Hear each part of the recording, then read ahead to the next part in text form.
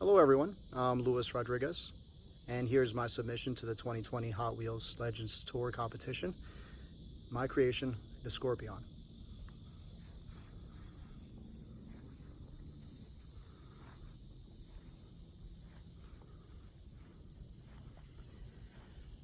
I wanted to create a super hyper-realistic, futuristic vehicle. Something that was so utterly different. Something you've never really seen before that would kind of almost shock you when you see it.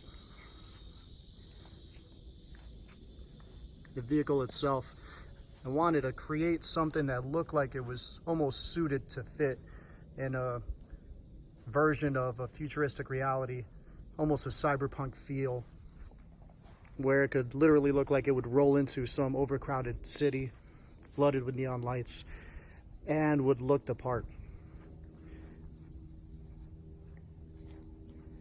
Get a sensation of almost created, modified by a future gearhead in order to survive in that future.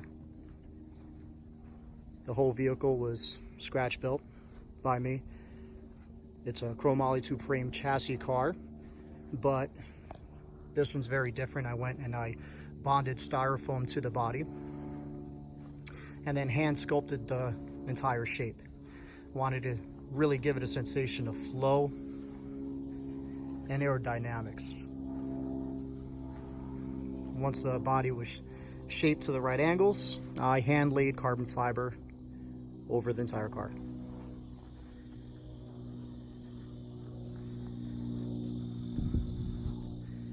A lot of times when I was designing the car, I wasn't exactly sure what direction to basically go in, almost a version of writer's block. And what would help me was sometimes thinking outside the box. And in order to achieve the shape that I wanted, what I did was I climbed down the roof of the roof of the house and looked downwards. And what I would see was the actual curves and shape of the body really gave it a sensation of almost an alien realism. When I design a car, I always try to make sure there's a good balance between form and function. While some parts of the car look like they might be there for more aesthetic purposes, I make sure that whatever's there is there for a reason in order to give it some sort of purpose and functionality to it.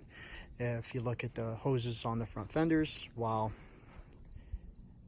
they might be inspired from the old Auburn Roadsters, reason why they're there is because they go and they siphon the high pressure air that usually collects at the top of the fender from the rotation of the tire, and it redirects that air all the way to the back of the caliper for cooling.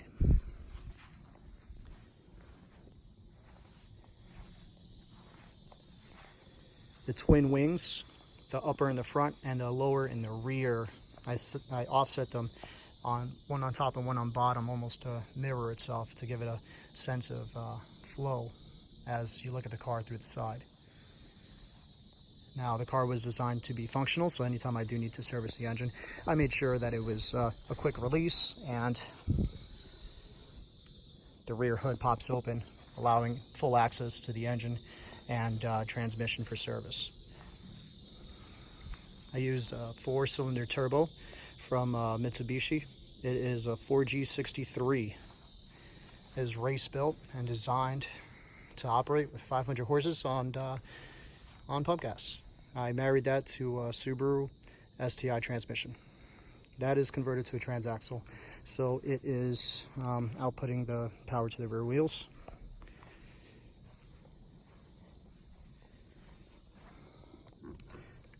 Always loved the doors on the old Mercedes Gull Wings as well as the DeLorean, so I had to go with Gull Wing style doors. And I wanted to give the car a real alien cockpit. So what I did was, instead of having it real basic, I used the sculpting again. I went and created an asymmetrical dash that actually basically hugs both the driver and the passenger in one shot. And I did that out of styrofoam, made sure the shape was right, and hand laid carbon fiber and then micro suede on it. As for the gauges, I use Autometer Cobalt gauges, but I designed them so that way they're mounted behind the dash so you don't see them while you're driving. However, you do get that holographic effect in the gauges, so you can kind of see what's going on. The seats were from a 1972, I think, Porsche 914. Managed to barter these sweet seats from a friend of mine. 4-point racing harness. As for the gas cap, I wanted to give it almost like a fuel cell kind of feel to it. So I actually used it's a BMW aftermarket fuel filler, but I went and I took it apart and then I powder coated it blue, and it's actually very cool when you push it in to turn it, to open it, to fill it up. And then for cooling on the car, I used a twin boom intake that siphons the high-speed air underneath the body of the car and rams it up to the intercooler on the driver's side and the radiator on the passenger side. That ultimately gets sucked up and blows through the turbo and the manifold and then out the top of the car. For the muffler, I wanted something cool. I wasn't going to do a veggie steamer again. So what I did was I used a 3/8 oil filter wrench. It's a 3-prong setup, so when you hit the gas, it opens up like that. It's actually kind of cool.